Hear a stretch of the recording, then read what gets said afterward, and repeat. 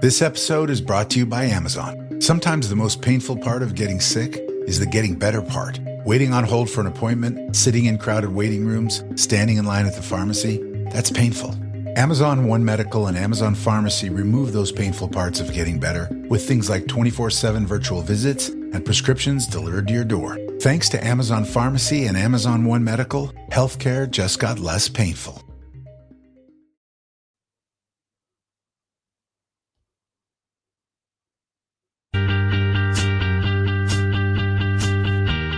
Oh, it's a goal. Who got the assist? Who got the assist?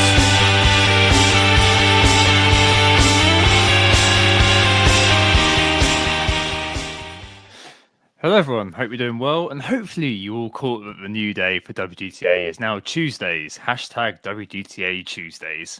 Will it ever catch on? Absolutely not. Anyway, this is just due to work scheduling these days. My office day is now Tuesday, I'm a new job, so Monday Night Pod is sadly out of the question.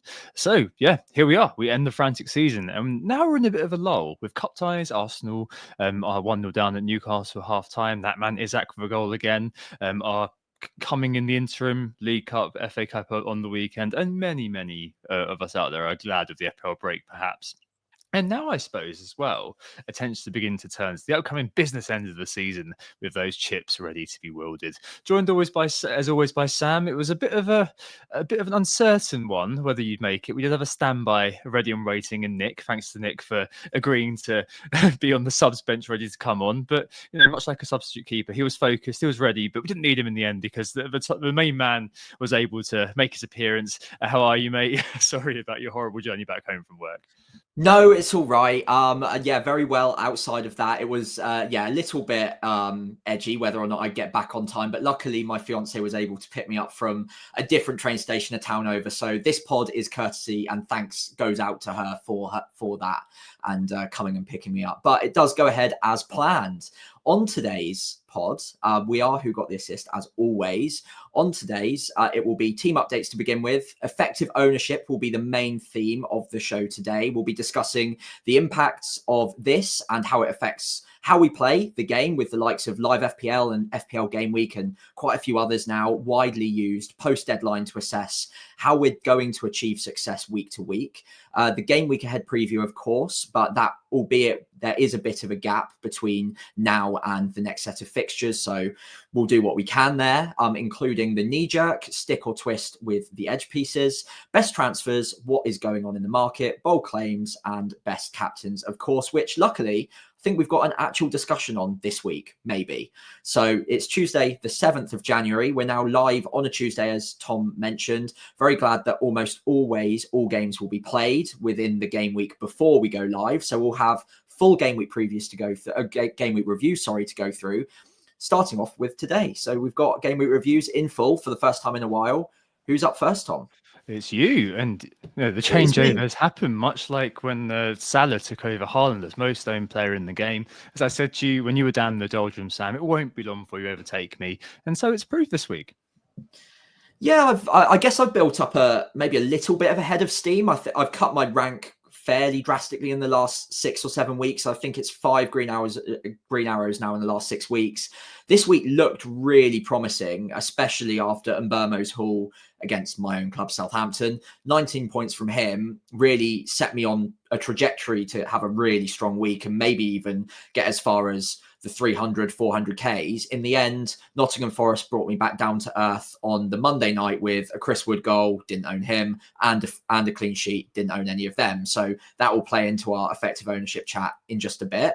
But elsewhere, it was mainly just the high-owned players that did anything for me. So Palmer, Salah, Isak, all scored points, but didn't really make too much difference. The only other relative differential that I had was João Pedro, who obviously got the goal and the bonus points to wipe out my double Arsenal clean sheet. So overall, I cut about 40, maybe 50K off my overall rank down to 557K now, pushing forwards bit by bit. It's not a great rank that I'm massively happy with right now, but the momentum's good. I've got 3 free transfers and I feel like at last I'm heading in the right direction-ish.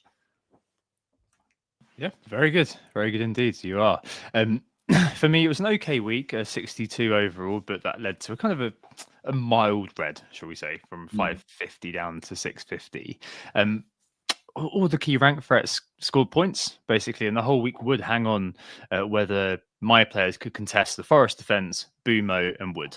And I didn't have quite enough in the tank to contest it this week with the effective ownership. So did have Raul Jimenez, who obviously scored the brace of penalties, but yet lacked a defender really coming through. That other people had like a Kirkes or something like that, which kind of helped contest the Forest Defence. Didn't have that. And Gordon, who did come in for Odegaard, came in for immediate good effect and probably should have had a penalty as well on the Romero shoulder barge if you're using the João Pedro penalty as a barometer for what constitutes a penalty nowadays.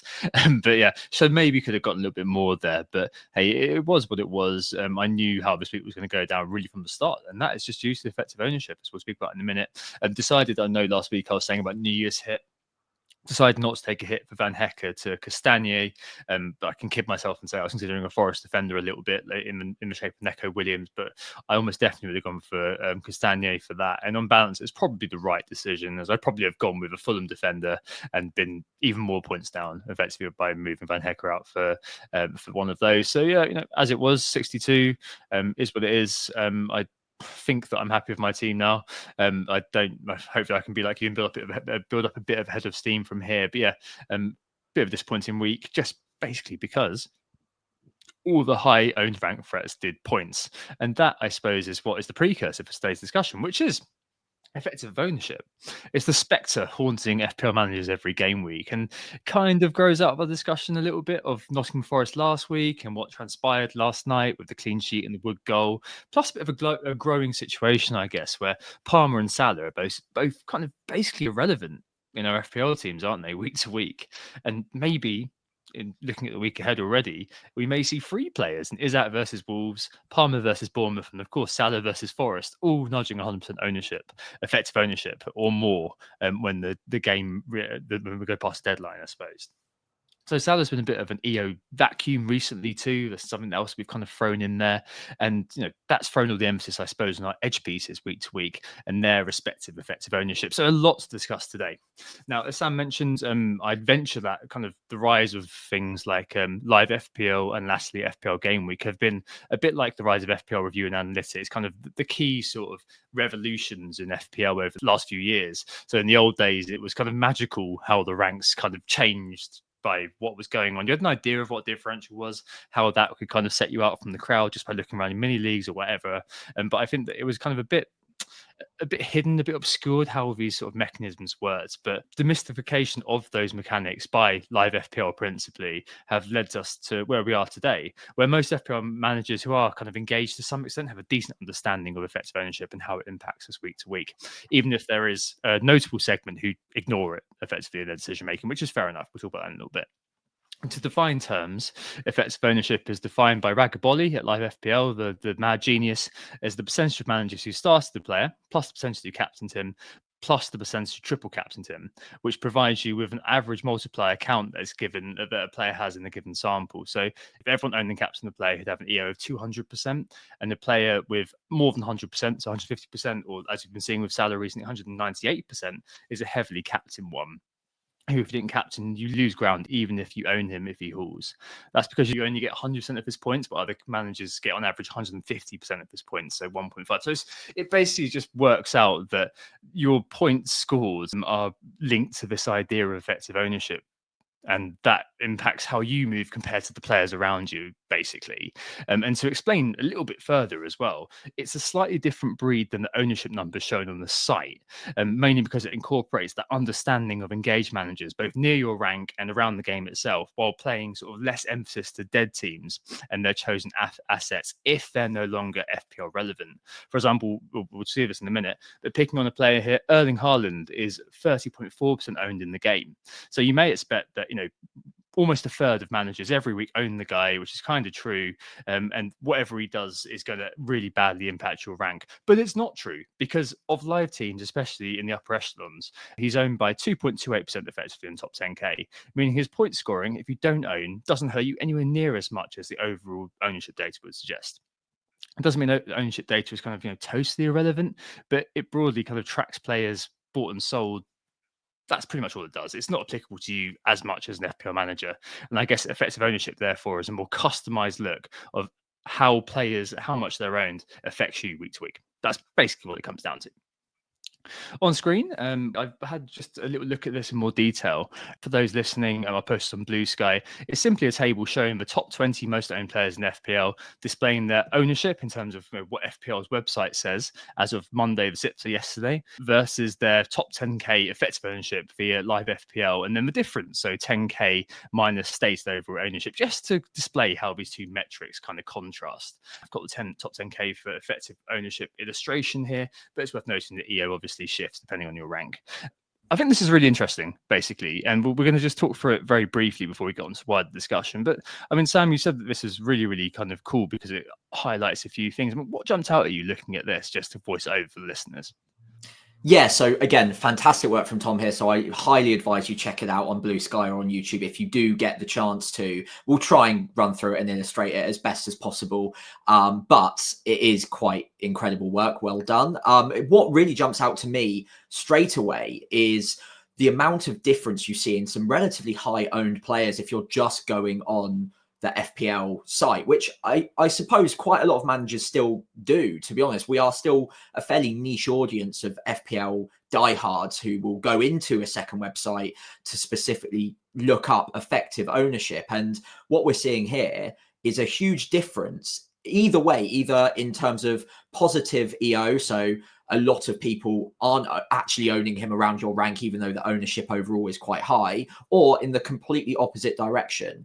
And of course, the main difference here that will be fairly obvious to a lot of you is the fact that captaincy plays into maybe 2 or 3 of the top players on this graphic, and the ownership effectively swings massively in their favor when it comes to the top 10K, top 100K, even the top million, players like Salah, Palmer, Isak, whilst their overall ownership looks like a half in terms of Isak of the game, up to about 3/4 for Salah, just under.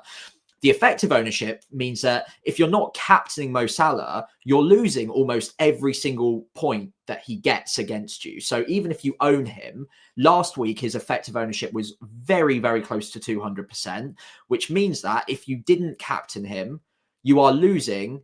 How many points did he score, Tom? 7. So you are losing 7 points just by having him rather than captaining him, because the average player in and around the top 10K, if you are at 10K, of course, it will vary wherever you are. But I was 500, 600K, and it was about 195% EO. So it's very similar.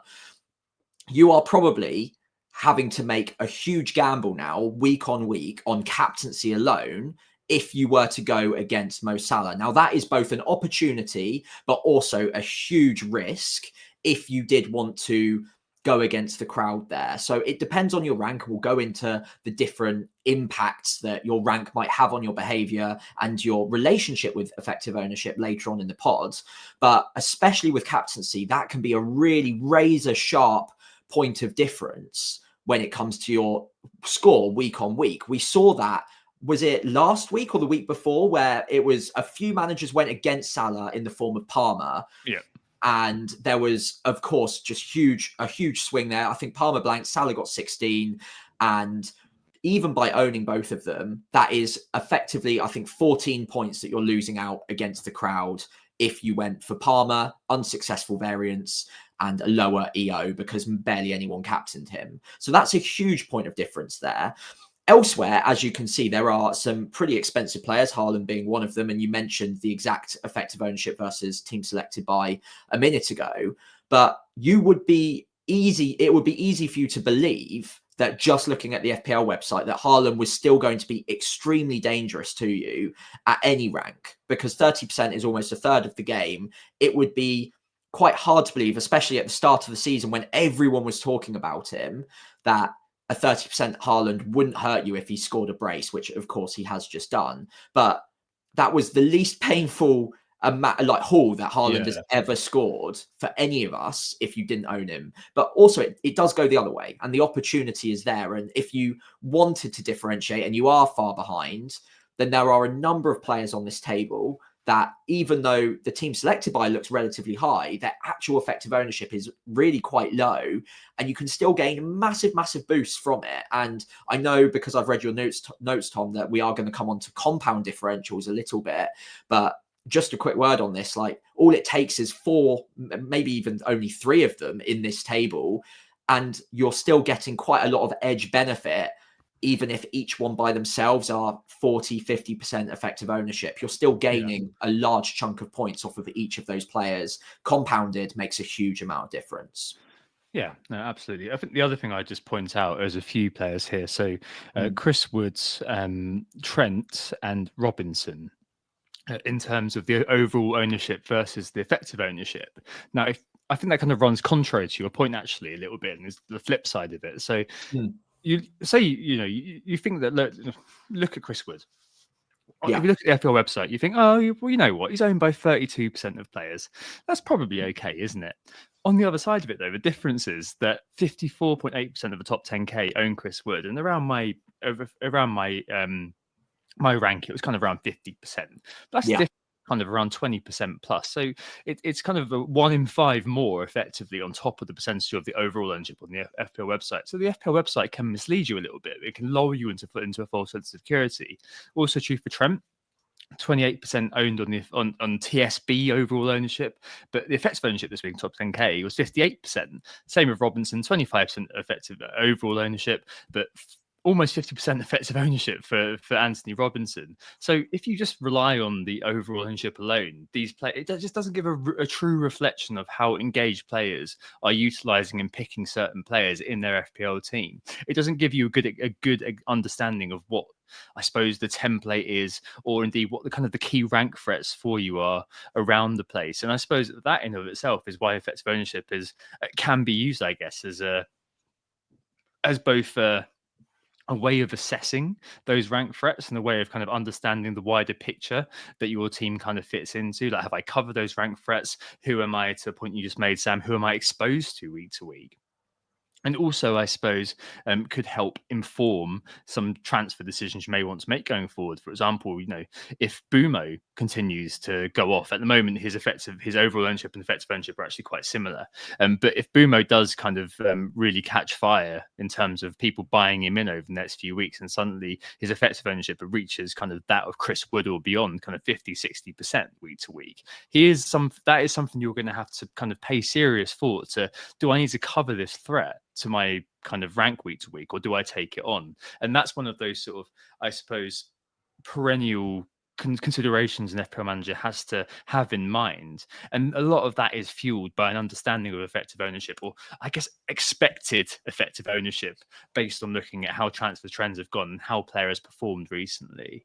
I don't know, I suppose to start, Sam, to kind of move beyond the table a little bit, I mean, do you think knowledge of this is a good or a bad thing? Like, do you hanker back to the days when this was a bit sort of mystical and magical? Like this week, for example, I needed returns from a couple of players I discussed, and I really didn't want returns from a few sort of players. And it kind of felt like all of a sudden the whole week hung on 3 or 4 little events, and somehow kind of understanding the mechanics of how that works, those things being exposed, I don't know, to some extent, you lose the magic of FPL to some people, to some extent, don't you?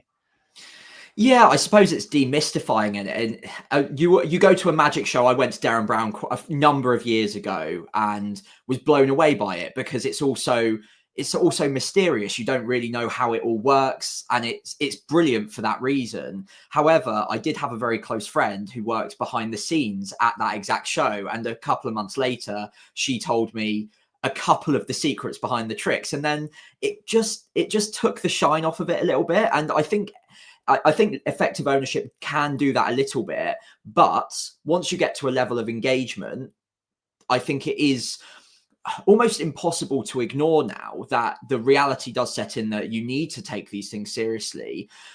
I've seen a lot of managers go without it and achieve very good ranks, but the more seriously you do take it, it does almost become impossible to leave it to the wayside. And learning how the magic is created and how the points actually matter really does make a difference to your decision making, especially towards the back end of the season. If you're not just fighting for mini leagues, but you're also fighting for overall rank, which a lot of the really engaged managers now seemingly are, that's where effective ownership really takes hold. Whereas in your mini league, and I suppose that's the version of FPL that we sometimes look back longingly on, is that the mini league version where, yes, there was an overall rank, but effective ownership didn't really matter, because the only ownership you really cared about was those in your close proximity in your work league or your friends league. And if they didn't own an Anthony Gordon, then you weren't really worried about him scoring against Tottenham, which I really was,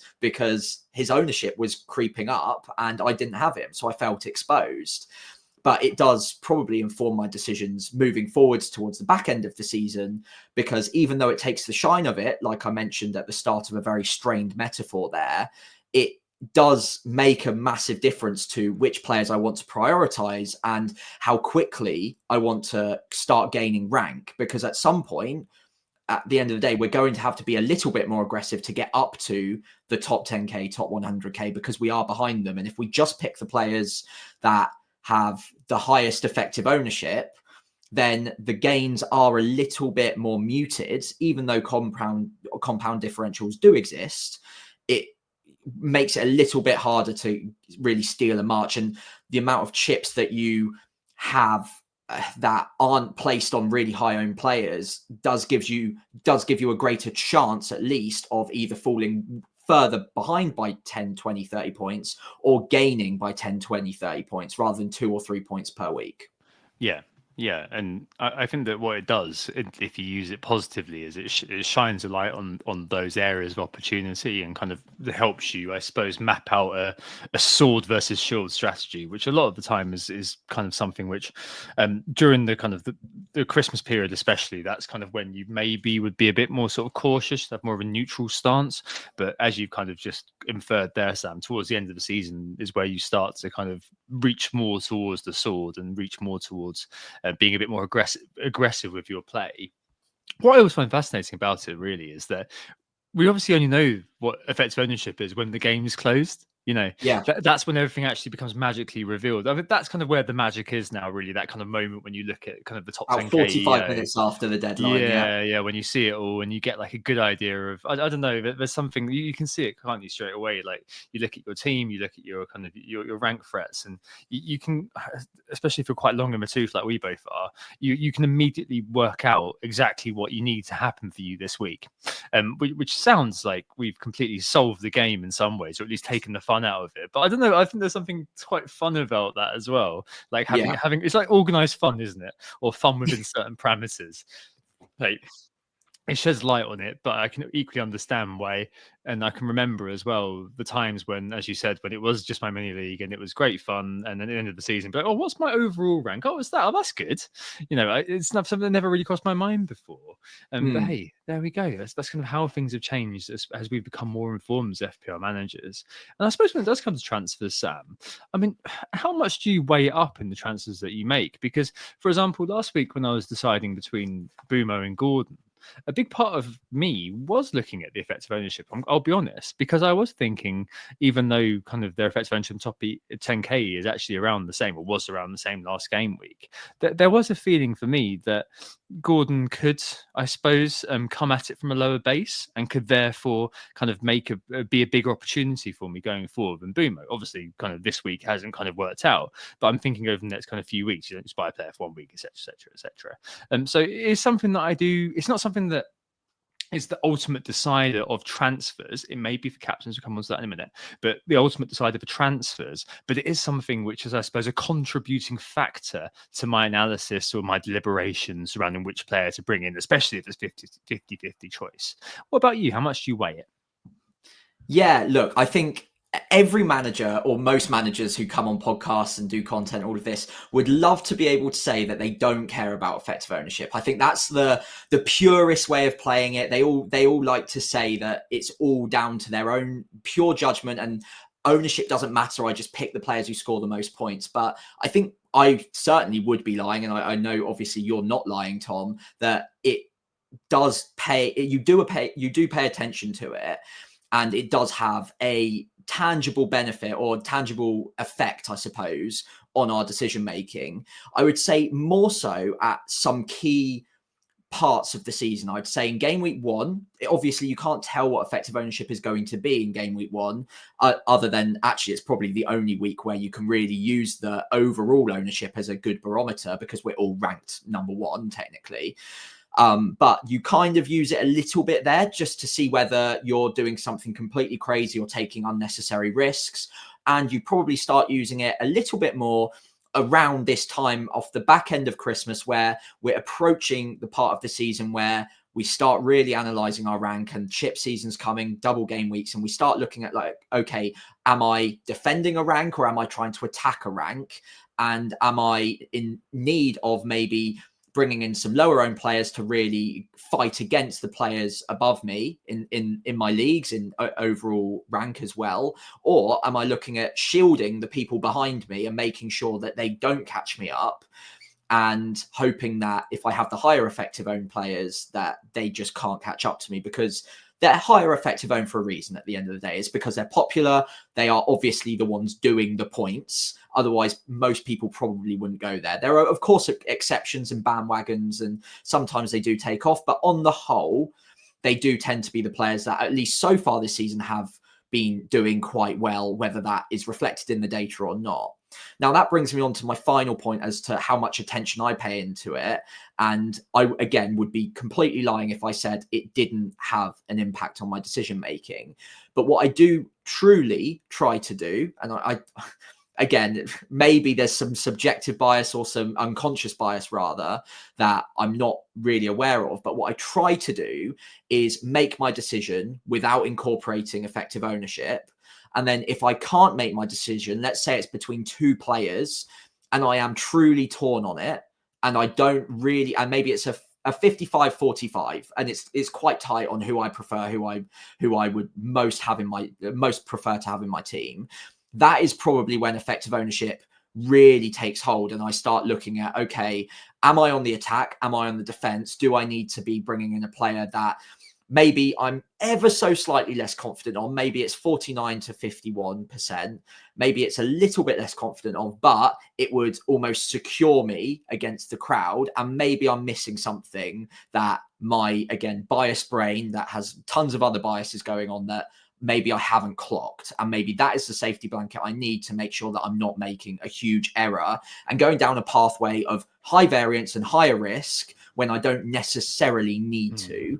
But again, it works on the flip. It works in the exact opposite way. If I'm chasing, it means that I can use that 50-50 as an opportunity to go for the lower owned player, because I legitimately think they're as good, if not a better, slightly better pick than the higher owned player. And that's where I can see the opportunity and I'll try and attack. And that is where I think effective ownership really has an advantage in the way that you want to play the game in the second half of the season in particular. Yeah, absolutely. I mean, you end up with kind of loads of conundrums, like FPL Sponge said in the chat, like Wood versus Mateta, trying to figure out where he's going with that, trying to make an objective decision based on stats and fixtures rather than in fear for the Wood's ownership and that driving the decision. But as you said right at the top, Sam, it would be I'm not saying you're lying, but it would perhaps be a bit far from the truth to say that ownership wouldn't be kind of a factor in understanding the decision you're going to make. And that is just the truth nowadays, unfortunately. If you are an engaged manager, now this has been demystified and made clear to us, passed down to us by the gods, aka Ragaboli. And that, I suppose, kind of is something that is going to have an influence on your transfers, whether you like it or not. And even when you made the transfer, you're going to be like, oh God, I could have covered Wood, or I could have had that that differential over Wood if I'm contesting him with a Mateta sort of type, less than about something like a Jackson the better. But yes, it's definitely kind of something which is there, which could definitely impact you. Captain wise is another area where I think that effective ownership or expected effective ownership really does impact decision making. When you look at something like what we're seeing at the moment with just leave it on Salah, or what we both were ultimately kind of slightly hamstrung by before the game weeks got into the double digits by just leaving the captaincy on Haaland for a bit too long. That feeling that, okay, I want to kind of, I suppose, cover my own back and go with where the crowd's likely to go in terms of the effective ownership, because it's, sword versus shield. It's just easier to stick with who you think the chip leader when it comes to effective ownership is going to be. And we'll talk about it in the captaincy section later on. But I suspect this week, even if people are kind of looking at the likes of Isaac or looking at the likes of Palmer, Mo Salah by default is going to be the highest owned effectively owned player. And most people are going to leave the captaincy on him afterwards. If it ain't broke, don't fix it. And that is something that you do need to kind of bear in consideration when you're trying to make a captaincy pick, which is outside of what most people are going to do. It's that kind of expected EO is going to be stupid high. And that's kind of a risk you need to take your eyes wide open. And that, I suppose, in certain circumstances like these, you do get some split pin game weeks when there are quite a few sort of options out there. Say Salah's got a decent home game, Palmer's got a decent home game. Then maybe you look at it and think, oh, okay, well, maybe some people would kind of move over to Palmer, especially if FPL Review moves it that way. But in a week like kind of the week that is ahead, you do have to go into eyes wide open that if you do go elsewhere, you effectively, I don't know, we can talk about this a little bit too, but in my view, you effectively lose a player because you're not going to be, you'll be going to be kind of against your captain, and the effective ownership of that kind of the effective ownership sort of overspill is what you're going to be up against. So say Salah's effective ownership is 150%, you don't captain him, you got 50% of Salah going against you that week. It becomes one of your biggest rank threats, which is just kind of just the way the game works. But that's something that I always kind of have in mind when I decide to go against kind of who I think is going to be the main chip leader captain. Captaincy, Sam, how does that affect effective ownership in your mind? Yeah, so that actually reminded me of quite an annoying but incredible story a couple of seasons back. Do you remember the infamous Salah double game week where I think it was it Norwich and Leeds he played or something? It was a crazy double, and he absolutely hauled a mad one. It was absolutely crazy. I think he got something like 29, 30 points. A crazy double game week. I captained him because I wildcarded that week. Or bench boost. I can't remember. I used another chip, but I captained him. Everyone else seemed to triple captain him. And even though I captained him, so I had 200% of that player, the ownership was so high. I think it was like 240, 250% EO because of the triple captaincy being used on by so many people. Even though I captained him, I lost out like 15, 16 points against the crowd by having effectively 50% of Salah going up against me. And that was just a monumental fail, even though I still captained the man. So captaincy is a hugely noisy outcome, I suppose, in FPL. And when you have to take into account effective ownership, it would again be lying or deceitful to say that it doesn't bear thinking of when making that decision, because this week we'll come on to the captaincy debate later. There's going to be a clear favourite. It's going to be Salah because a lot of people will just leave it on him. He's not blanked in 12 game weeks now, I think it is, after all. So there's not really a massive reason for a lot of managers to overthink it. But again, that presents both opportunity but also risk. So we've covered the risk side of it. It can massively hurt you because these are, at the end of the day, the highest upside players in the game. So the one that are in the game are the ones that you will be most likely to captain. So your Salahs, Palmers, Isaacs, Haalands, all of these, Sakas until he got injured. They are the players most likely to get the biggest hauls week on week. So if you go against them and they're high owned, they are the most likely players statistically to hurt you the most. So you're always taking a gamble against captaincy on the highest owned player if you were to go differential. And when I say differential, I mean properly differential. And so like 10, 20, 30% EO. Whereas if you go with someone like a Palmer, Isaac, or even a Haaland at this point, even though they're also high upside, you're still taking on another 50 to 70, maybe even 80% of Salah. So it's double as risky as it would have been because of the high upside. And you're also hoping at the same time that the player that you're picking is able to show their version of that high upside and outperform some of the most popular picks. The problem we've got this week, I believe, will be that I think, and I think you mentioned it earlier on, Salah, Palmer, and Isak are probably all going to be over or very close to 100% EO. So you might captain Salah, but then you're also probably not getting any benefit from Palmer or Isak. In fact, they might even hurt you slightly.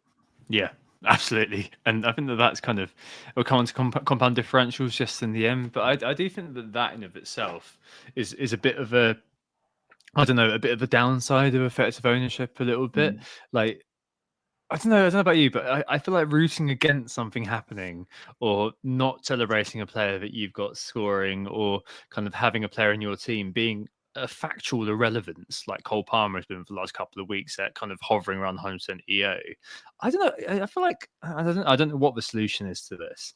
I don't know whether there is a solution because I think the game does sort of work as it is, and there's sort of little sort of crunch periods like this where it kind of makes it all very clear and obvious to everybody that that this is kind of a bit of a consequence of the mechanics. But I don't know. Some of this makes like rooting against something happening or writing off a player that you own, it kind of to me makes a bit of a bad FPL experience at times. It can kind of, I suppose, on one hand, it kind of throws the focus on a few of your players, but I guess it kind of decreases the amount of sources of joy in a particular game week, which I don't particularly enjoy as much. And I mentioned earlier on that some kind of actively just don't wish to know what EO is or just don't really look at it. The old sort of maxim that you pick the players who will score the most points that you gave voice to earlier obviously stands the test of time. But I don't know, maybe that is the tonic sometimes, to rooting against something and making that kind of part of your FPL experience. I don't know. I think that is the negative impact of FPL a lot of the time, Sam. Like with great knowledge comes great responsibility or something like that. It kind of can... I don't know. It can really sort of, if you think about it, if you deep it too much, like my Gen Z colleague said to me earlier on, it can definitely kind of be something which you look at and think, oh, there's so many downsides to how this game week can go, and there's so many kind of areas where I would be cheering my captain goal in a Salah situation, but he's 198% owned, so who cares?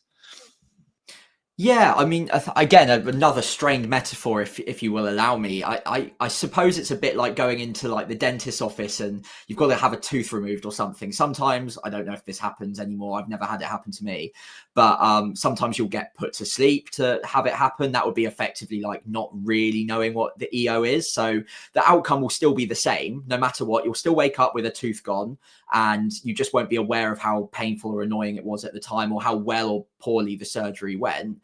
But sometimes you stay awake. So let's say it's a filling or whatever. You're very acutely aware of everything that's happening as it's happening. That's what effective ownership really does. And you know whether something's going well immediately or within about 20 seconds of the goal going in, because you know the effective ownership. So you know how much Chris Wood has just punished you. I remember I was making dinner last night as Chris Wood scored, and within 20 seconds, I'd reloaded my phone, put up live FPL, and noticed that I dropped another 50, 60k in rank because he was that punishing. And that's the acute awareness you've got of the situation, how painful it can be when a player that's obviously high owned against you does punish you. You know immediately how bad it is. And that is a negative, I think, of effective ownership.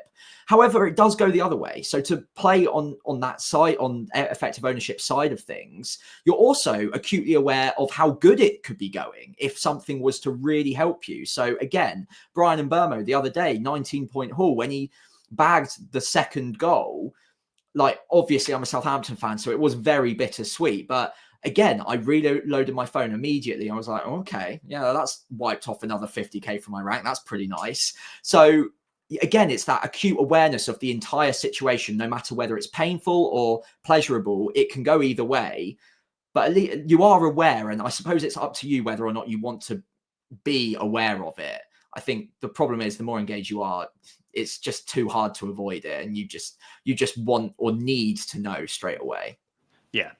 Yeah, and that, like, I think I've spoken about it before, but that part of that's like the behavioural side of it. So it's something called the illusion of control. To use my own strained metaphor, you know that sometimes at T junctions, when you go to the traffic lights, when you're across the road, you hit the button to, and the wait sign comes up. actually in a lot of T junctions, what you do is irrelevant because basically the traffic lights just are programmed to procedurally control the traffic. So you pressing the button actually doesn't do anything. It kind of just, it still comes on. That gives you that illusion that something's happening, that you've had a control, you've had an impact on the situation. Really, you haven't. And a lot of the time, using like live FPL or using FPL Game Week, you can kind of, as you said, see immediately what's happened. You got to know how much that Woods goal has crapped on you, and actually, and some of that kind of is testament to that sort of analogy, because you can't do anything about it. It's happened, and it's almost like you're emotionally coping with what could possibly happen when something like that goes in. It's similar, like on live FPL, you can program in on the what can happen if things go your way. And I'm no stranger to going on there if I've got a couple of players left and kind of thinking, right, okay, if these next two players, if they score a goal and an assist, get a free bonus each, and the most own rank threats don't do anything, could my week be saved? I mean, these things are actually, when it comes down to it, immaterial to what's going on. Like, once you've submitted your team, that's it. You're screwed. There's nothing you can do about it. But these things kind of help us, I suppose, give a vestige of control over the situation, which I always find fascinating, really. But yeah, no, you're completely right. It's one of those things, isn't it, where it's just part and parcel of how it is. Compound ownership is one thing that I've spoken about an awful lot over my time on Who Got the Assist. But it's basically the idea that if you own 1, 2, or 3 players from a certain team, so Arsenal or double up on attack or something like that, then it can be a sword too, rather than just owning one of those players. Also, I mentioned it last week, a team like Nottingham Forest, if you're looking at their effective ownership, especially when it comes to defence, when you've got a unit like that, it's not just the case of looking at the highest owned player, who is Aina. It's also the case of looking at an Aina, looking at a Sells, looking at Milenkovic, and adding together what that possible effective ownership could be. Because at the end of the day, you're exposed to a certain amount of that en masse. You're exposed in defensive sort of scenario to a minimum of 6 points if there's a clean sheet. And then beyond that, obviously, there could be saves. There could be Aina seems to love scoring a goal or getting an assist every now and again. And obviously, and bonus points. And Milenkovic with the bullet headers.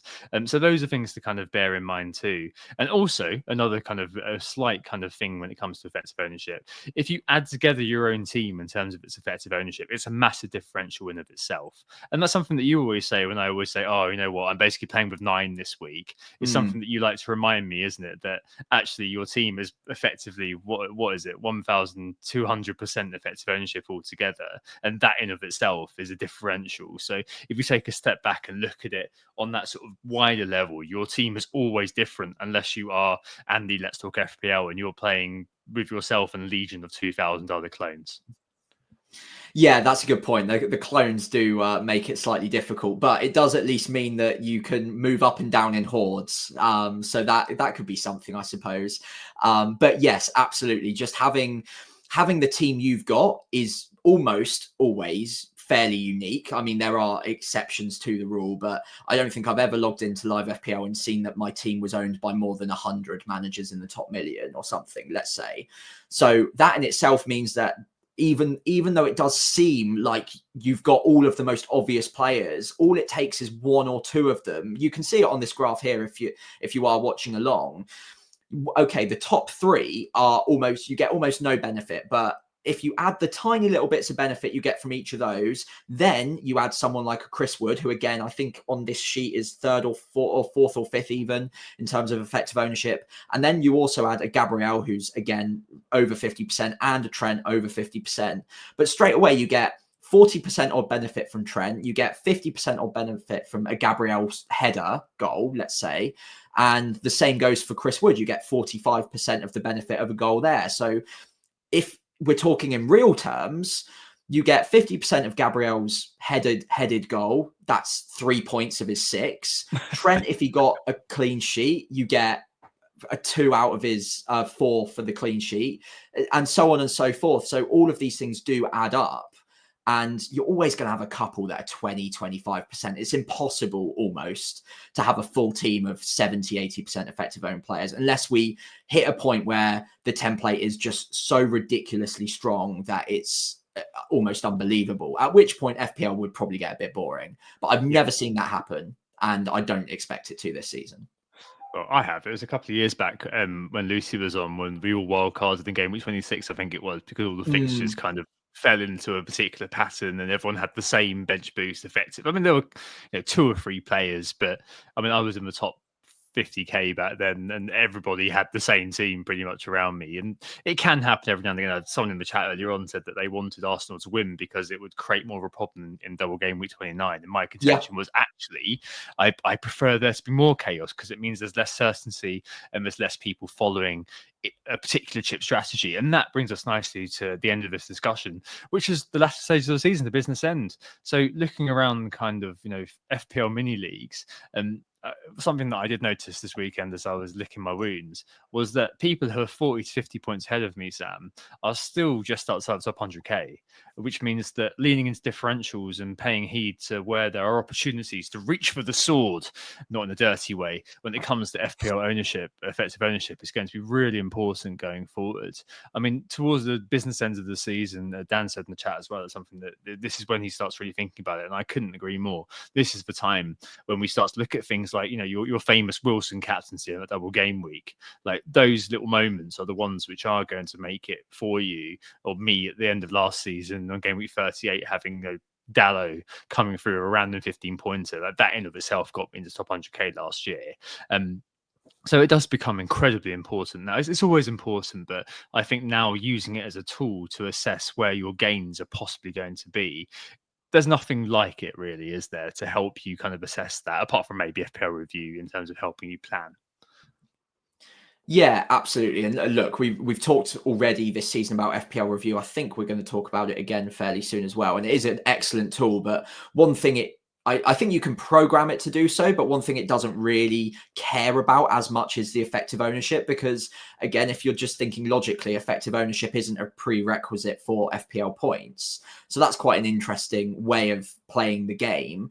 But yeah, the closer we get towards the end of the season, the more you are going to be interested in looking at differentials of themselves, not just the compound differentials we talked about, not just building a regular side and hoping that in that side it is different enough. Obviously, if you then throw in a couple of chaos grenades into your starting 11 of like 5 or under % effective ownership that you truly believe can give you that explosive upside, that can catapult you. And you've mentioned a couple of your favorite examples. You mentioned a couple of mine as well.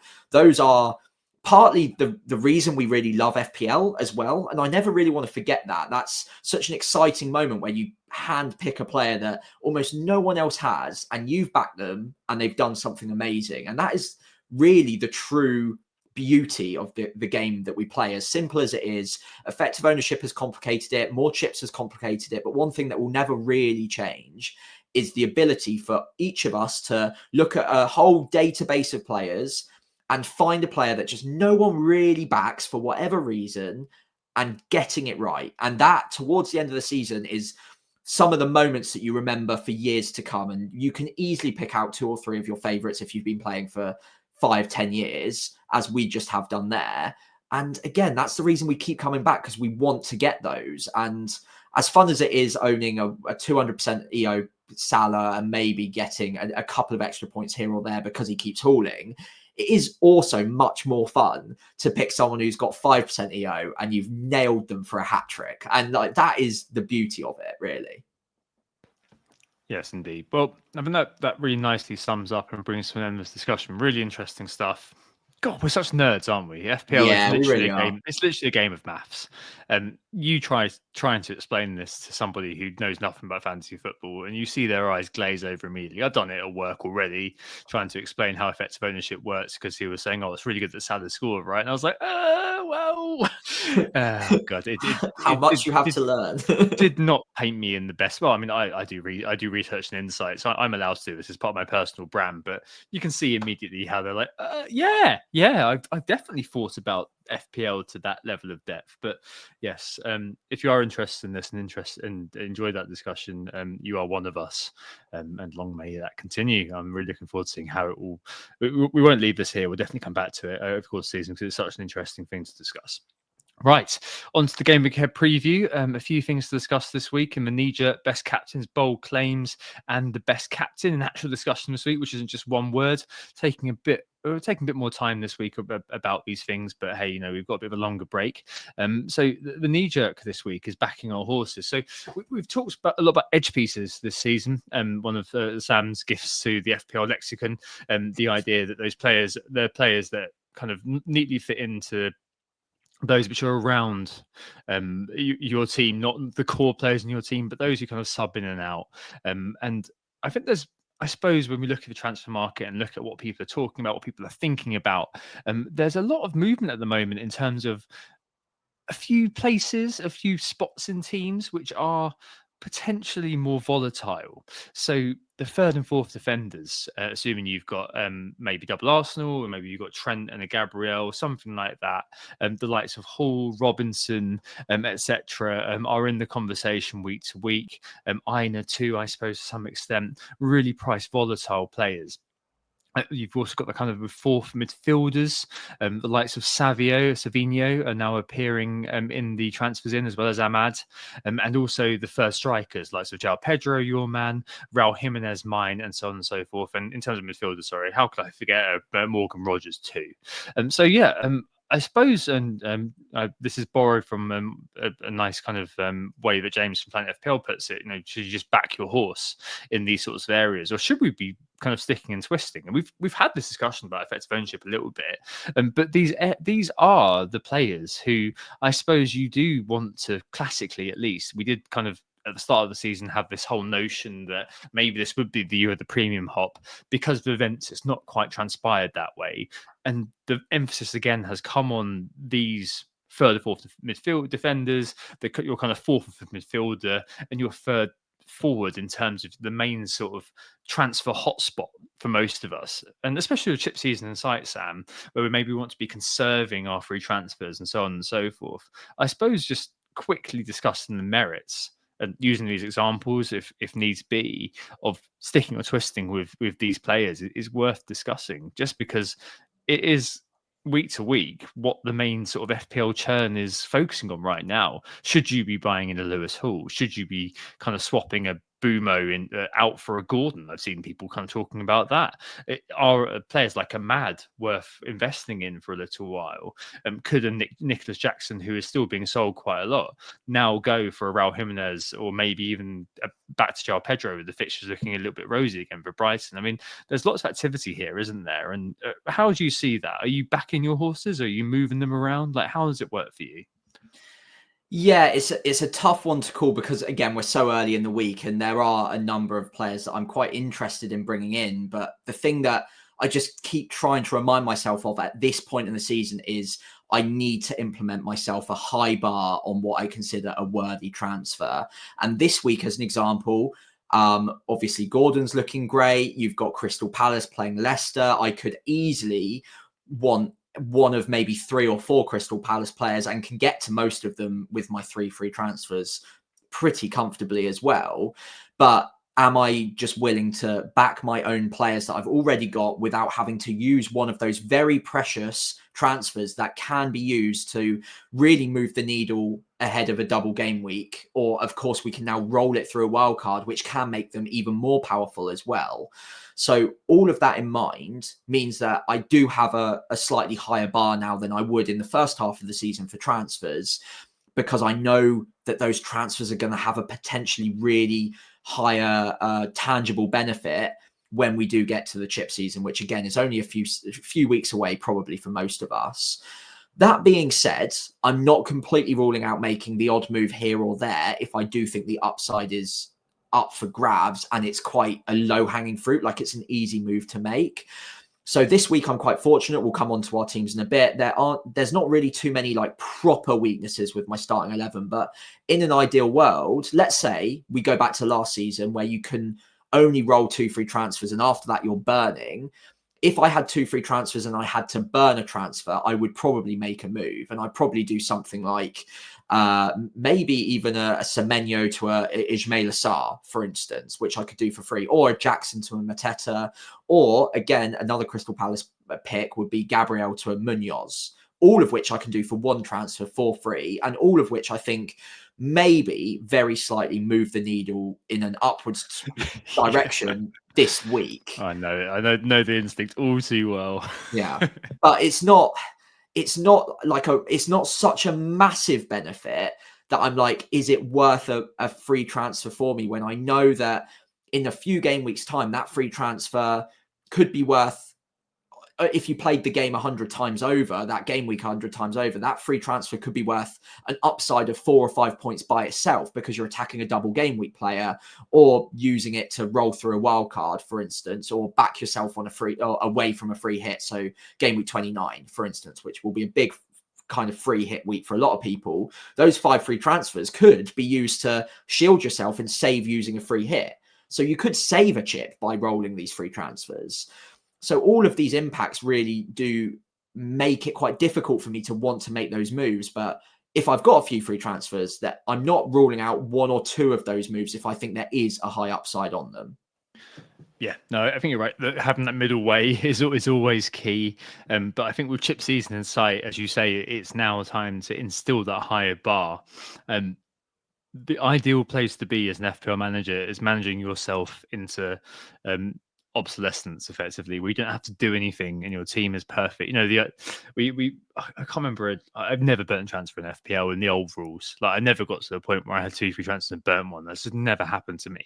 But that was kind of always the ideal situation, when you had the perfect team-ish week to week, where you didn't really need to do very much. And when you got to the second free transfer, you're like, oh, I could, move my 3rd defender on for somebody or something like that. But your second goalkeeper is a classic. There's nothing I actually need to do here.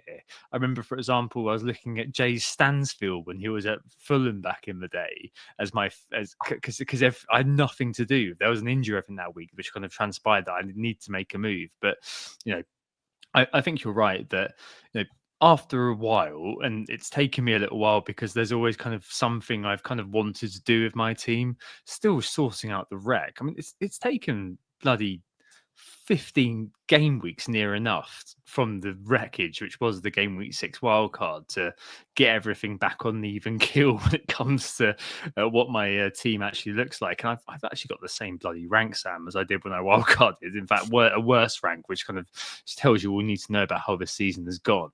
But I think right now we are in a space where, if you do have a João Pedro, for example, and you're kind of coveting a Raul Jimenez, it might be worth just thinking all those things that Sam has just said. Do I really need to make that move? Probably not, because the long-term horizon for those players is probably quite similar.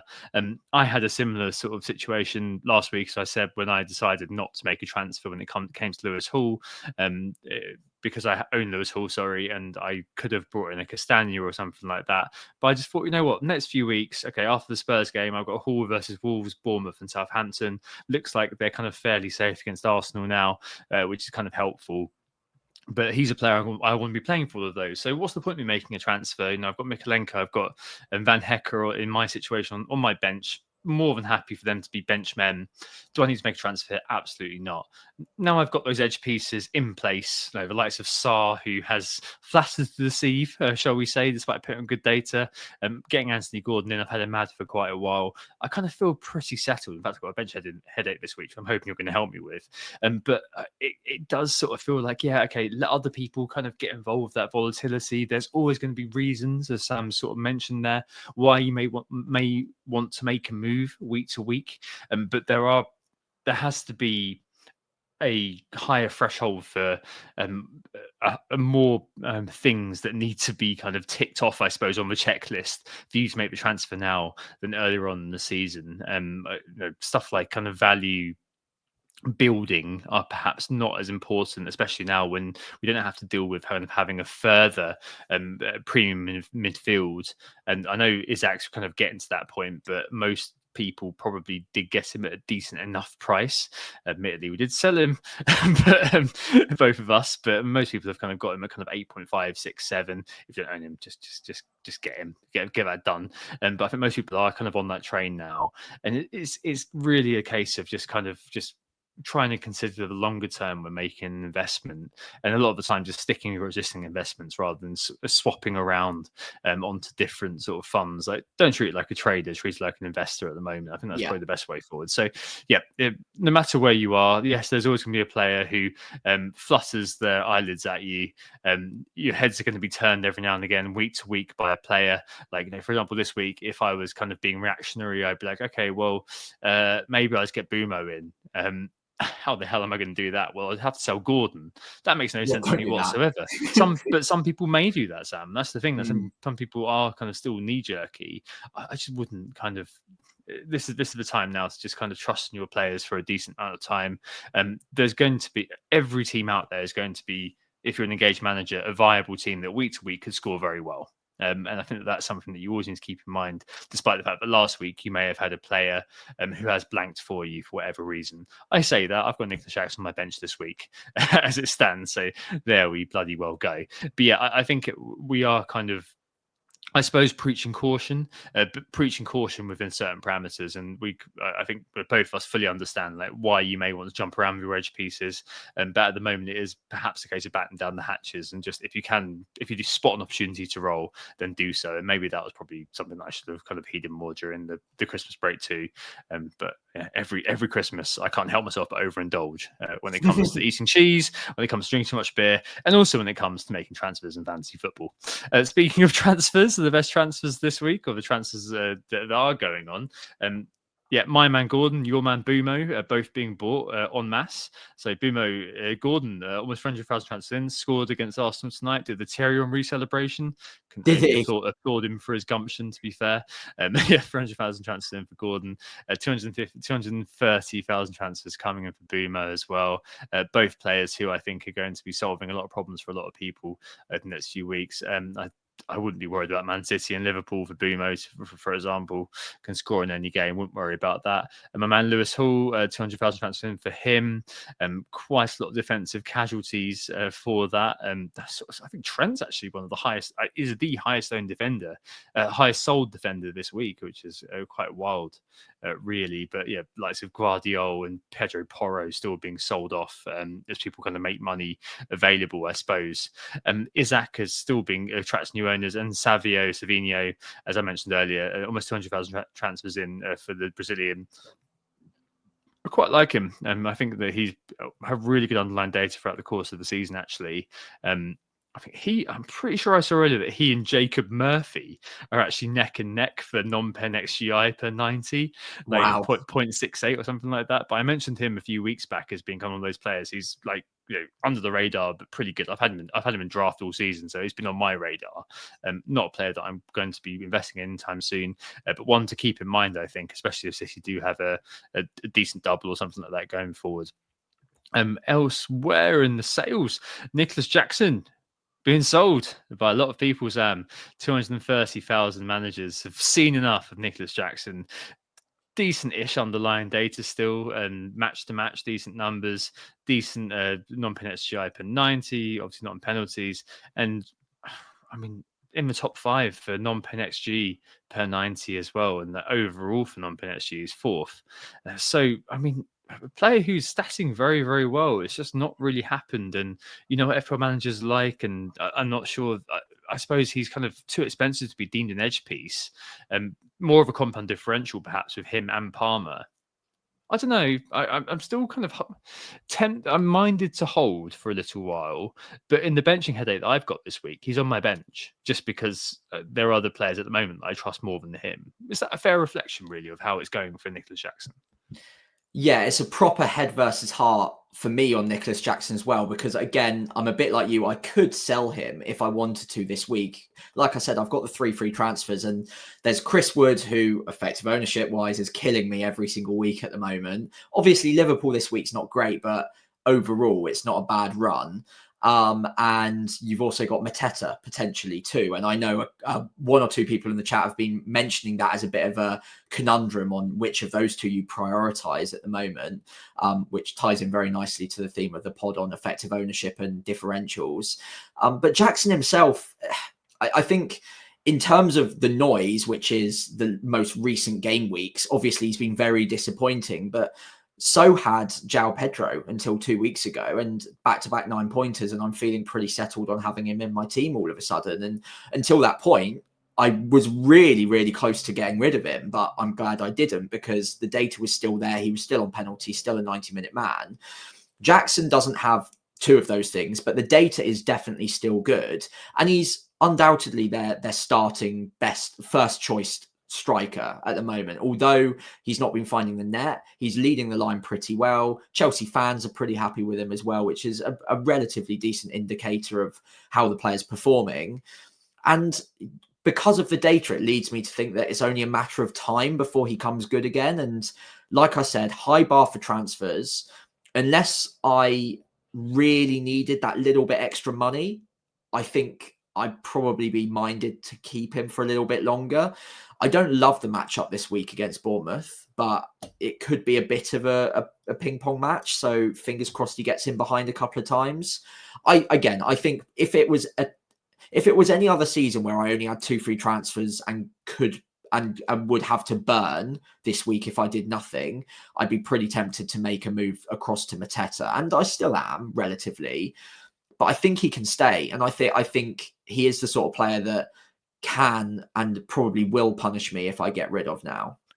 Yeah, no, I think you've literally just taken words out of my mouth in terms of when you would look to move him on, which is if you are in the meritorious position of having 4 or 5 free transfers, that's maybe when I'd be looking at saying, okay, you know what, if you genuinely are convinced, right, I've had enough of this guy, there are opportunities, there are players out there, maybe like the Raul Jimenez's and João Pedro's of the world, both of whom are, again, in pretty much lockstep in terms of transfers in, where you might be thinking, yeah, okay, well, I can free up some free money, and hey presto, I've now got the 1.5 or so in the bank to give me the options for maybe assistant manager or maybe something else going forward. So, yep, probably keeping, but he's one of those players who is on the figurative chopping block for me going forward.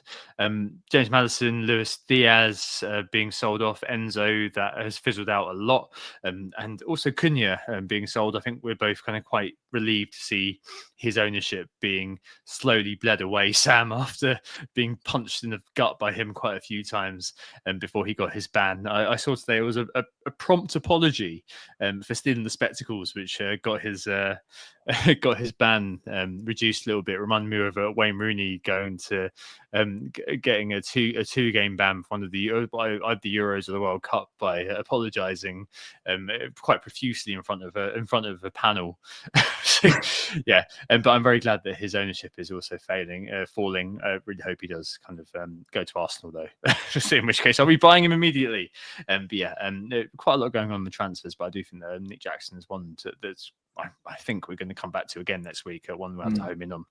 Bold claims this week, both no's for both of us, weren't they? Yeah, sorry. Just to round off on transfers, just a quick asterisk before we do move forwards.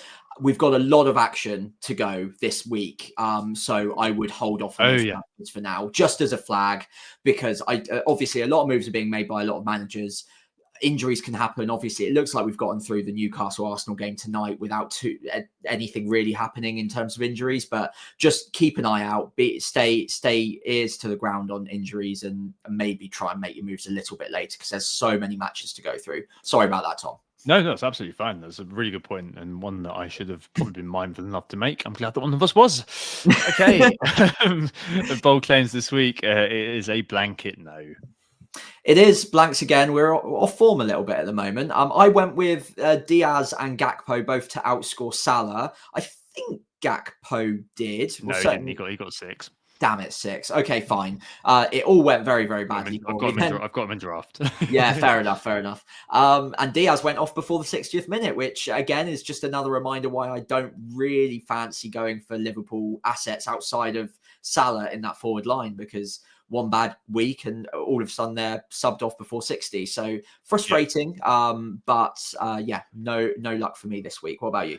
Yeah, none for me. So I was betting that Spurs and Newcastle and Man City West Ham would both elicit a minimum of 5 goals, 10 plus in both those games. Man City West Ham held up its end of the bargain, but Spurs Newcastle descended into a bit of a damp squib despite a lot of initial promise. I think that both, I don't know what it was. I felt like both teams sort of were quite happy with the 2-1. It kind of felt like to me. I don't know what it was watching that game. That I don't know. When you're at the end of a long slog, and they're both sort of like, well, Spurs were expecting to get smashed. Newcastle wanted the win. And it's kind of like, well, okay, this isn't too bad for us. It's not too bad for you. I know Ange kind of went off on one after the game, and there was a bit of basketball from Joe Linton. But it was one of those where I was expecting a lot more goals to happen. I think probably should have been one more at least for the penalty. But hey, there we go. It's one of those I will accept just about. And the week ahead. Week ahead, obviously Tottenham go up against Arsenal, and Isak has a lovely fixture at home to Wolves in theory. So naturally, I've gone bold claim of Solanke to outscore Isak, which I think would be a bit of a turnout. Although Solanke, to be fair, I think it's 5 returns in his last 6 game weeks now, so he's not doing too badly. Isak, of course, is on the form of his life, scored again tonight. And I think he's now scored in 7 Premier League games in a row. So, this would be relatively bold, I think. Yeah, getting close to that Vardy record makes a lot of sense. Mine is a happiness hedge, a classic bowl game happiness hedge, which is that Jackson double-digit return punishes the sellers / benchers, of which I may be one. Best captain this week. It's an actual discussion, which isn't just a 5-letter repartee. We both say Salah. But as discussed, we know that the chip leader is likely to be Mo, and that is going to incur a lot of risk if you go against him. And I think that I share your not dislike but discomfort of that game for Palmer, who is kind of the one of the candidates. Bournemouth's defensive record this year is pretty decent. A sit rule for XGC, and that's a very marginal sit. It's like 0.1 off Aston Villa in 5th, so not far off at all off the top 5. But Isak versus Wolves definitely has my attention. We'll see later on, spoiler, that he has been my bus captain since the game has reopened. I do really like him versus that. He and Gordon at the moment seem to be kind of really ramping it up. I mean, Isak has been ramping up, but Gordon seems to be kind of working his way into kind of top form, into top gear at the moment. And it really is a case of thinking about that. Isak tonight came off 65 minutes, Gordon 76. I don't know whether either of them are going to be playing against Bromley. Salah's XGI for 90 is still superior to every player in the league, 1.1, but Isak is very, very close, 0.91 currently, and Isak has a better non-pen XG per 90 than Salah does. So it's actually quite close to those two men for me. Obviously, eyes wide open to the threat, but given my OR at the moment, it's something that I'm thinking about a lot, especially because after this week, there's no way I'm taking on Salah. Brentford away, Ipswich at home, Bournemouth away, Wolves at home, Man City away up until the end of February. I'm not going to take on Salah for any of those games. This one does feel like you can take him on. Will Forest be redolent of 1980s Milan? I don't know, but their defence has been very mean this year, and obviously they've recorded the victory as well against Liverpool. So it has crossed my mind to go potentially with Isak this week. I do really like it, and it is something that I'm genuinely going to be considering and tossing up. I haven't got any transfers to make this week, I don't think. Again, another spoiler. So I think maybe my attention this week will be focused around that. But yeah, I did think once the game reopened, I was setting my bus team that he was the standout captain for me versus the Wolves. And we're already seeing Pereira dragging players, throwing them on the bus. That seems to be a bit of an MO for him. I just wonder whether that game is going to be a bit of a massacre, but we don't know. Maybe they'll get some players back, but the team they played last night with one central defender who was for sale, and then the Irish bloke, and another kind of non-central defender in central defence. If that happens again versus Newcastle as they are now, oof. Yeah, 100%. And you're echoing my thoughts almost exactly here, where there is an opportunity. I would prefer Isak over Palmer this week personally. Look, Palmer's great. He's obviously got massive hauls in him, but Bournemouth are a very, very decent Premier League side now, and are also very well equipped to take on the big boys. They've had some really good results, especially against the larger teams in the league this year. already beating, is it Arsenal, Man City as well? And I can't remember if there's another one in there. Possibly, how do they do against Liverpool? Can't remember. But some very good results nonetheless. That was 3-3, wasn't it? Yeah, that's the one. So yeah, some very good results. Obviously, Palmer could score within that result. That's not really saying anything against the captaincy, but there's just something about it. Chelsea don't look like they're really massively firing right now at all like on full cylinders anyway. So I think Isak is probably the tempting one, who is in the form of his life. Newcastle are all guns blazing. Obviously, beating Arsenal tonight is another reminder of just how good they are right now. And I think they've only conceded 1 goal in the last 5 games in all competitions, possibly 6. And that was against Spurs. So, yeah, look, a very good team in ridiculously good form, as is Isak. And like you said, they're going up against a side that have a lot of players out. We'll get close to the deadline and we'll probably find out that they're all back or something. But it looks like a pretty reasonable matchup to me. The only thing I would say on that is Salah hasn't blanked in 12 game weeks. He is a ridiculously big game player. And midfielders, generally, in my mind anyway, do tend to make for better captains. We do quite often see midfielders just outscoring strikers, even with the same amount of attacking returns, purely because there's the opportunity for clean sheet. The bonus comes in a little bit easier as well because of chance creation. And of course, you get the extra goal for the goal too, extra point for the goal too. So I think for now, I'm probably just very slightly veering towards Salah, but it is 55-45. And I get the feeling it's the same for you, Tom, just maybe in the opposite direction. Yeah. And then effective ownership wise, as we discussed earlier on, like Salah is going to be the highest captain player this week, and the highest owned player indeed, but the highest captain player this week. So I'm going to be, in some senses, playing with 10, maybe even 9 if Palmer does garner a lot of captaincies, but I do think it will be between Salah and Isak for a lot of people. Stats wise, very similar. I just prefer the fixture. And I like this as an opportunity to take Salah on. Other than this, I won't be doing it. And maybe it'll be the case I'll do it next week with the tail between my legs. Maybe it'll be that I come back to it in Gameweek 2022, reinvigorated with a decent rank. I just don't know how it's going to shape out. I really don't. But I think both players will be kind of quite decently rested as well. But we'll need to see, really. But yeah, that's 55-45 is exactly right, Sam, on that. So our teams and plans, I feel like this is going to be quite straightforward this week to some extent. Actually, no, because I've got a benching headache and you've got a lot of transfers to use and you're not entirely sure what the hell you're going to do with them, if indeed you're going to do anything at all. Yeah, so we'll start off with mine. I'll read out the team for the pod.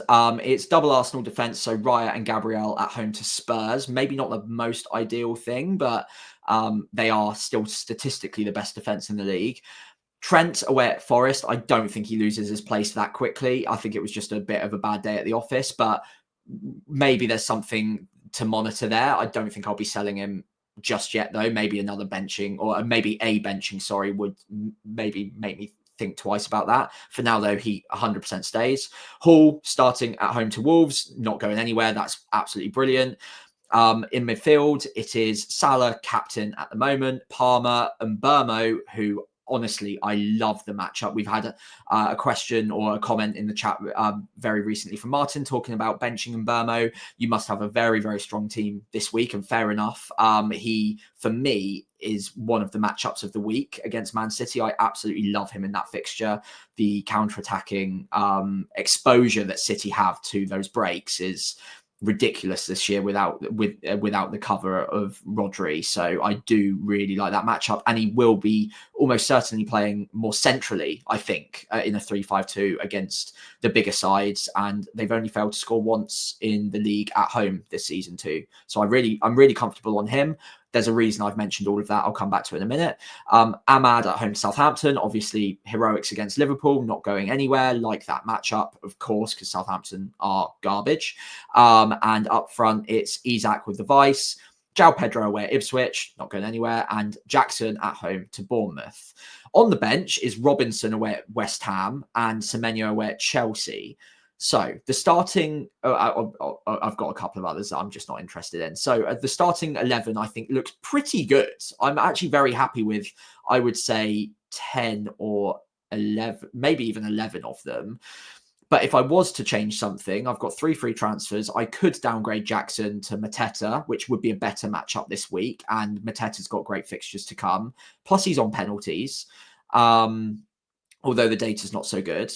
Or if I wanted to run towards Crystal Palace defense, I could go for Munoz over a bit of a brave call to get rid of him, but someone like Gabriel, who the next couple of fixtures aren't looking great for clean sheets for Arsenal in terms of the actual ability of the opposition to score goals.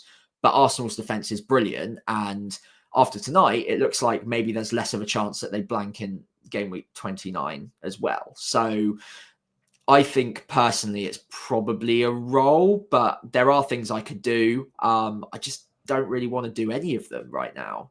What do you reckon?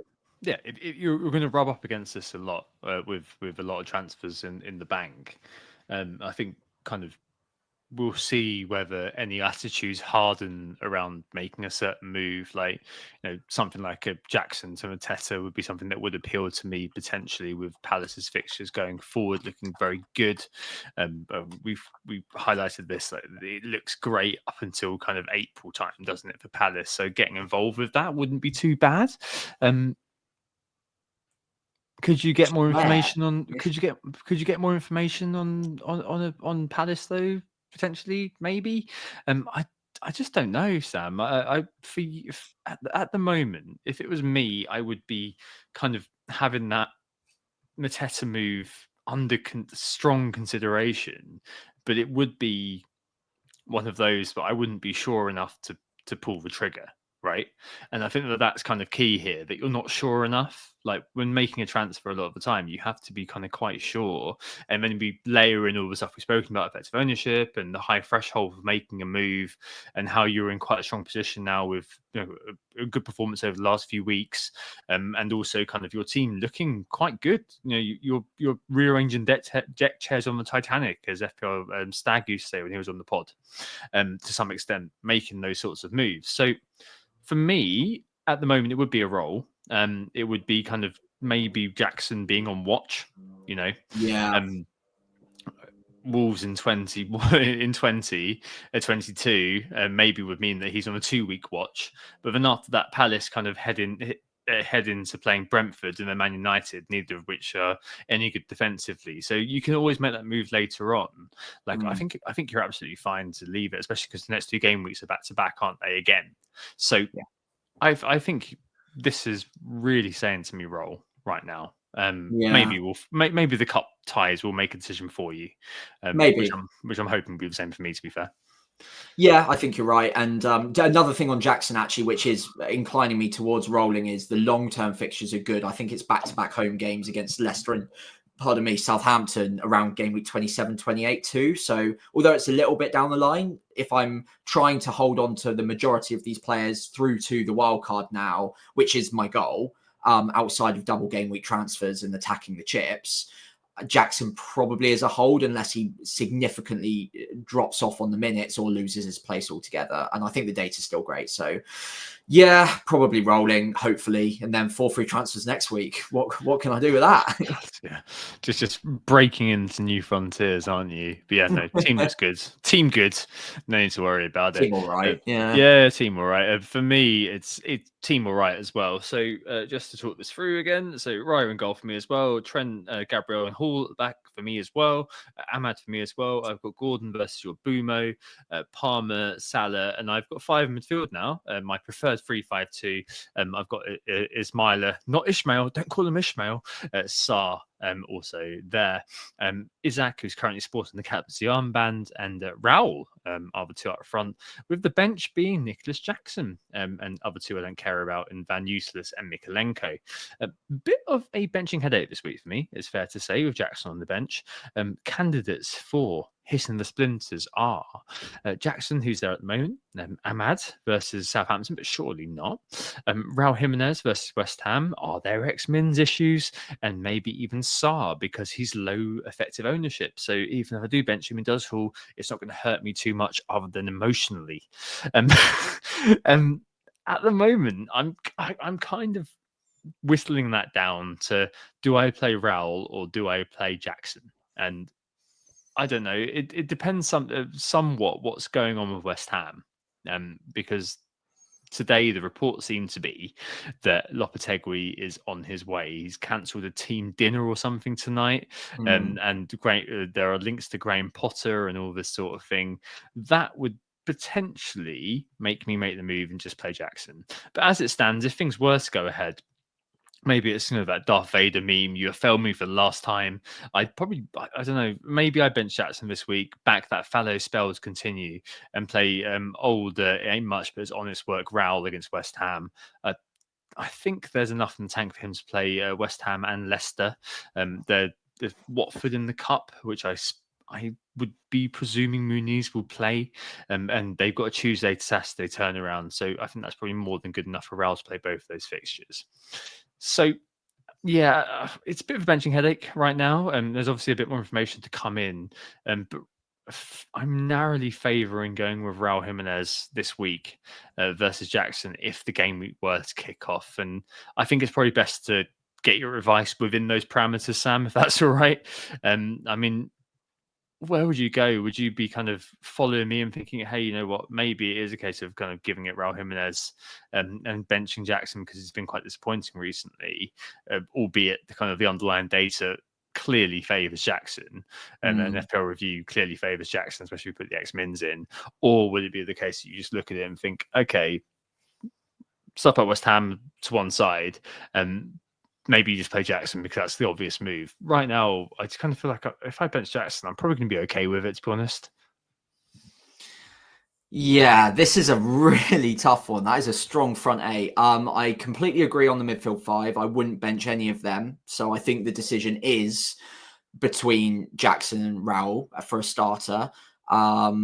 Sarr, I wouldn't bench against Leicester. The data's still great, and Leicester are very, very porous at the back under Ruud van Nistelrooy. So no way I'd be benching him.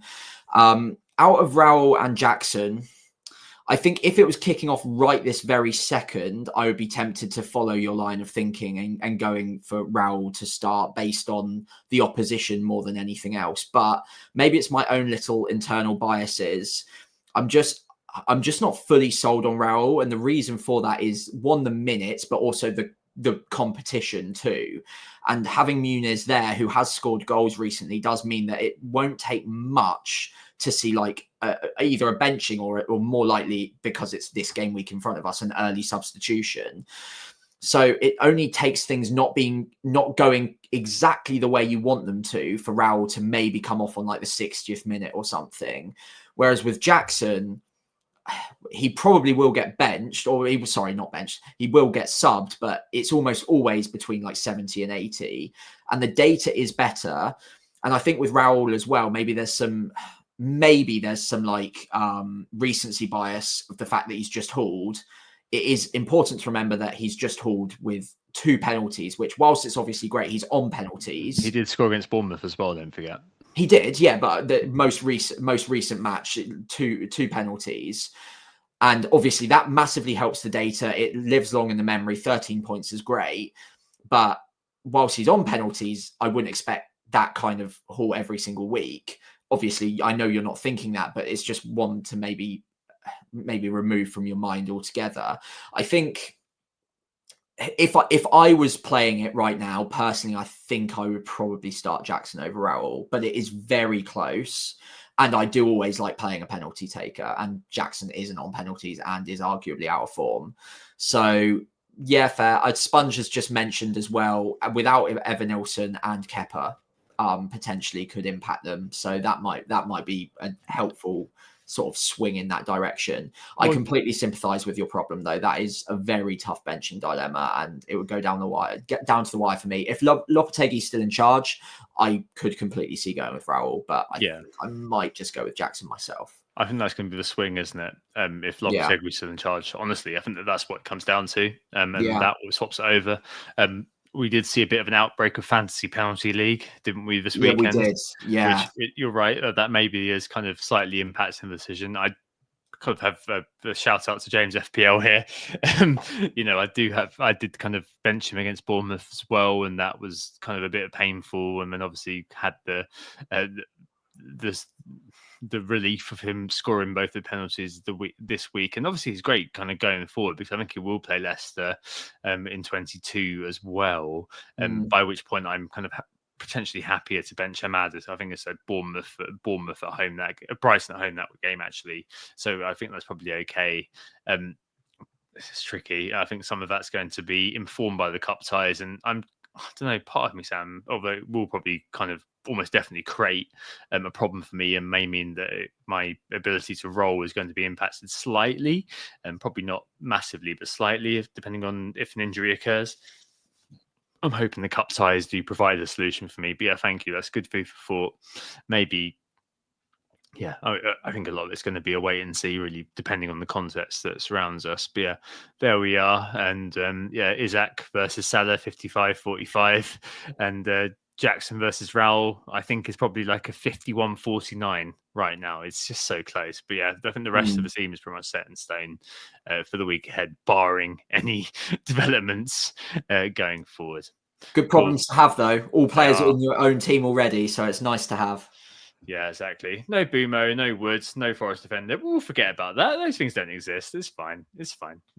If there was ever a week to go against Nottingham Forest, it would hopefully be against Liverpool. But we'll see. They could still punish. Yeah, for sure. Right then, I think that pretty much wraps us up for today. So almost a spot on hour and a half, so 90-minute pod. Obviously, in the background, in case you have been watching along live, of course, we've been filming this during the Arsenal-Newcastle game. It's finished Newcastle 2, Arsenal 0. We'll be talking more about that in the weeks to come, on how that impacts our decisions moving forwards, because it now makes certain outcomes more likely for game week 29, for example.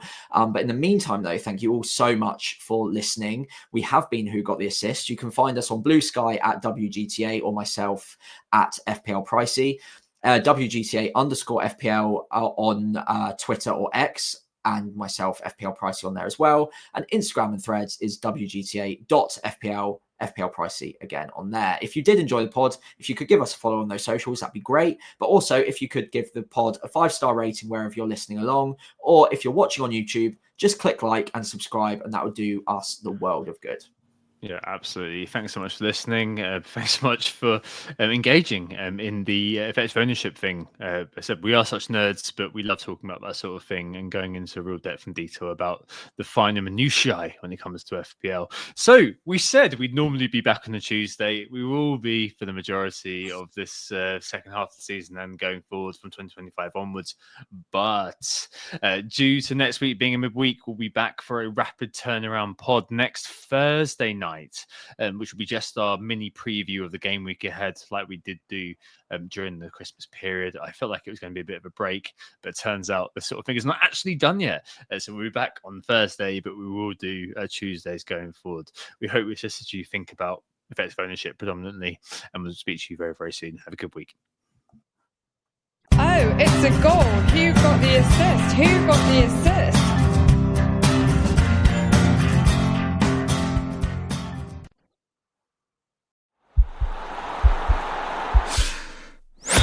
This podcast is part of the Sports Social Podcast Network.